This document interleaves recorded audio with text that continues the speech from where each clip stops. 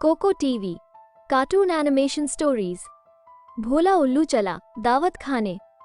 एक जंगल में बहुत सारे पशु पक्षियों के बीच एक उल्लू भी रहता था। वो दिन भर सोता और रात भर जागता रहता। एक दिन एक कौवे ने उसे आवाज लगाई, उल्लू भाई, अरे ओ उल्लू भाई, जाग जाओ। सारा जंगल जाग गया है और तुम हॉकी सो रहे हो। उल्लू ने कौवे की बात का कोई जवाब नहीं दिया और वह आराम से सोता रहा। अजीब जानवर है, मैं जगा रहा हूँ और ये है सोया हुआ। अरे कालू कौवे, मैं जानवर नहीं पक्षी हूँ। मैं रात भर जागकर जंगल की रक्षा करता हूँ और दिन में सोता हूँ। तुम क्या चाहते हो? मैं दिन रात जागता ही रहूं, आराम ना करूं? रक्षा का तो पता नहीं, लेकिन रात भर शोर जरूर मचाते हो। अब जाओ यहाँ से, मुझे सोने दो। पूरी नींद खराब कर दी। मुझे भगा रहे हो? चलो कोई बात नहीं, मैं तो दावत के लिए बताने आया था। ऐसा सुनहरा मौका बार बार थोड़ी आता है। सुनहरा मौका? अरे नाराज क्यों होते हो कालू भाई? जरा खुलकर बताओ। अरे मैं तो तुम्हें बगीचे वाले मोर की तरफ से निमंत्रण देने आया था। उसने तुम्हें दावत में बुलाया है, लेकिन अब तुम नहीं आना चाहते तो कोई बात नहीं, मैं तो चलता हूँ। दावत के मजे उड़ाने हैं। अरे रुको रुको कालू भाई, तुम तो यार बार बार नाराज हो जाते हो। पहले क्यों नहीं बताया? अच्छा किया मुझे जगाया। अब तो मैं क्या, मेरी भूख भी जाग गई। कितने समय से दावत नहीं मिली। आहा, आज तो मजा आ जाएगा। अच्छा है, उठो और पहुँच जाओ बगीचे पर। बड़े अच्छा अच्छा पकवान बने हैं।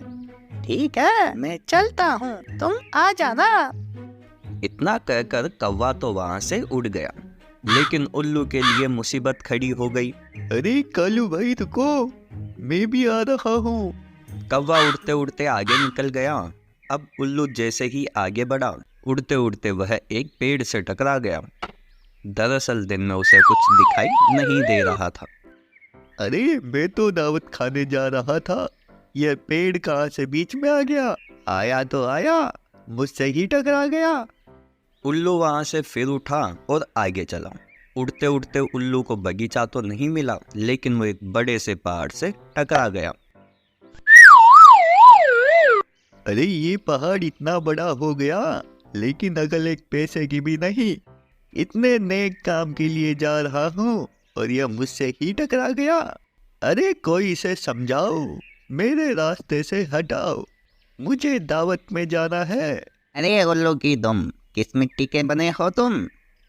रास्ते में पहाड़ नहीं, तुम आ गए। वो तो अपनी जगह पर खड़ा है, तुम ही अकल के दुश्मन हो। अरे भैया, 2 बार टक्कर खा चुका हूँ। ये दावत तो बड़ी महंगी पड़ रही है। बगीचे का रास्ता किधर है बता दो, हो सके तो वहां तक पहुंचा दो। इस अंधे की मदद कर दो भाई। देखो भैया, तुम इस दिशा में भटक जाओगे, आगे जाकर क्या नदी में गोते खाओगे? मैं तो दावत खाकर आ रहा हूँ और अपने घर जा रहा हूँ। मुझे अब लौट कर नहीं चलना, तुम्हारे साथ उल्लू नहीं बनना है। मैं एक काम करो, इधर उत्तर दिशा में सीधे चले जाओ, जाकर बगीचे में दावत का मजा उड़ाओ। धन्यवाद बंदर भैया, अगर तुम नहीं आते तो मेरी दावत छूट जाती। चलता हूँ, फिर मिलेंगे। बंदर के कहने पर उल्लू उत्तर दिशा की ओर बढ़ने लगा। वो बड़ी देर तक उड़ता रहा। कुछ देर आगे जाने पर उसे कुछ आवाज सुनाई दी।